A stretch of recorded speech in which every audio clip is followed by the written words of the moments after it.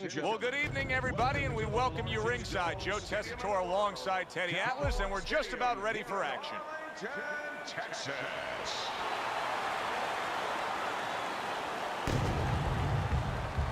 Mora is almost giving you the feeling here that he's completely indifferent to all the pressure.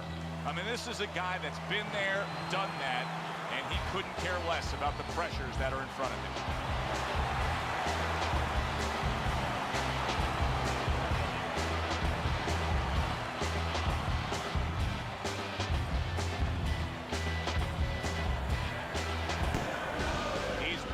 Way to the ring right now, flanked by his cornermen, and just an overall feeling that they're not exactly hyped up for this one.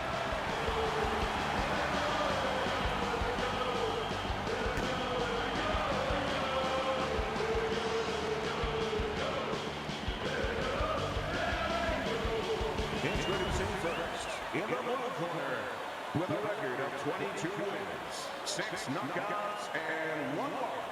From Los Angeles, the Latin Snake, Sergio Mora.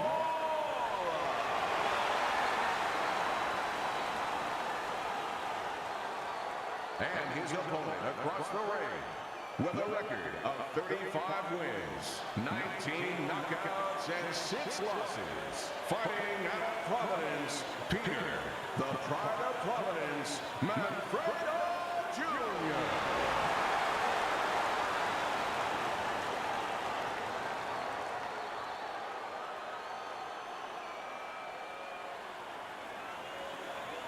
Remember, guys, obey my commands at all times.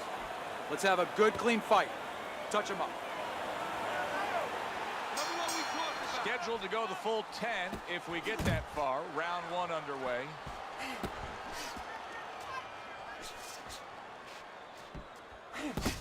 Matchup tonight, power puncher against a guy who's well-conditioned. Now, early on, what do you look for in a matchup like that? You want to make sure that if you're with the power puncher, you don't go out there chasing after the guy. You use all your tools. You use your jab, and you control him. You make him think about your power so he's not controlling rounds. He's showing what a skilled fighter he is with this counterpunching. Mora's opponent landing an effective counterpunch right there. Comes right back at him with a left hand. That straight right unable to connect. Accurate hook. Hits him in the mug with the right. Halfway through round number 1.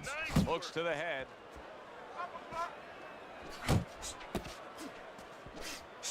You can see he's trying to score up top, but off the mark there. Putting his punches together, landing 2 shots there. That is a huge headshot after blocking his opponent. And right from the start, he's throwing the power punches and landing them. I think he has a date and he wants to get to it.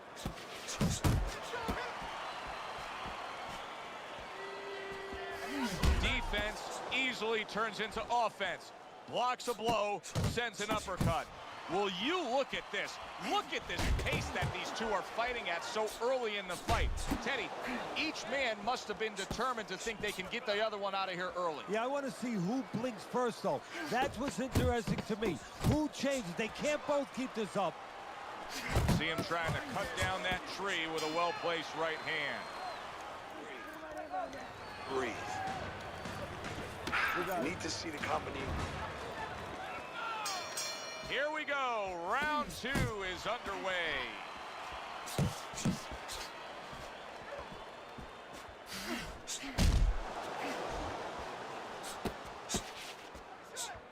He got hit right there, but he also gave one. Solid effort by Peter Manfredo. Pulls the trigger right away with the left hand after getting tagged himself. Manfredo's rocked by a huge hook to the head. Effective work, the 3-punch combination. Mora's opponent knows exactly what the game plan can be now. That counter punch landed with some success.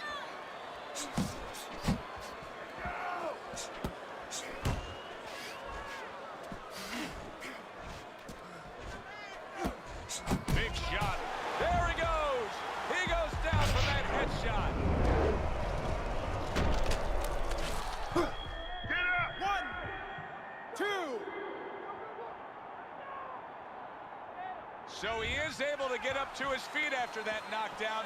But, Teddy, it's what's ahead that's the problem. Yeah, we're getting a peek right now into his heart, into his soul. It's tough to assess, but Sergio Mora's cut may look worse than it actually is. I mean, all the blood is spraying everywhere. Yeah, and I think that's exactly right. And you just wonder, and I know this isn't supposed to play in, but you wonder if the judges in close rounds, if they get influenced by that look.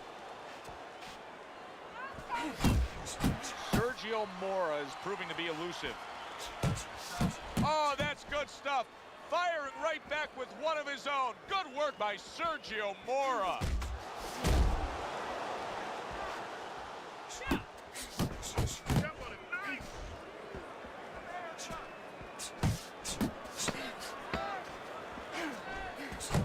Nice 1-2 by the Latin Snake, Sergio Mora. Okay, this body and head, body and head. I wonder if those 60 seconds were enough, Teddy. He was knocked down in that last round. Now he's right back out there. That 60 seconds has been enough for fighters in his position before. This sport's been around way over 100 years. It's up to him to do the things he needs to do early on in this round. Really wanted that uppercut, but just couldn't get it. There's the combo downstairs. Really on the mark with that over-the-top shot with the right hand. Gets rid of that. It was intended for his head. Oh, and he's going to the body well. He's showing what a skilled fighter he is with the counterpunching. Well, the old timers used to say when you're calm in there, when you're in control in there, you can make him do what you want. He made him tie his shoelaces right there. Now this is impressive stuff right here because he's showing us that he can counter his opponent perfectly. And you don't have to be a big banger when you're a good counterpuncher because now you're catching the guy coming in and you're catching him real clean. So you're going to be really effective. If there was a baseball umpire around, he'd call that a strikeout by the Latin Snake, Sergio Mora. So punch after punch, he keeps taking punishment. Starting to wonder here, Teddy, how much more will he be able to take? You want it to be the inclination of a fighter, in this case a warrior, to go on. But sometimes enough is enough, and you just have to take your losses and come back to fight another day. I believe we've gotten to that point. Nice work doubling up that jab.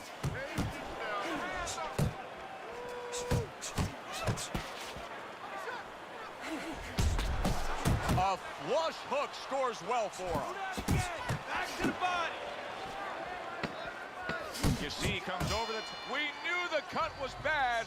Now it ends the night. A TKO victory. The cut was just too much to go on with.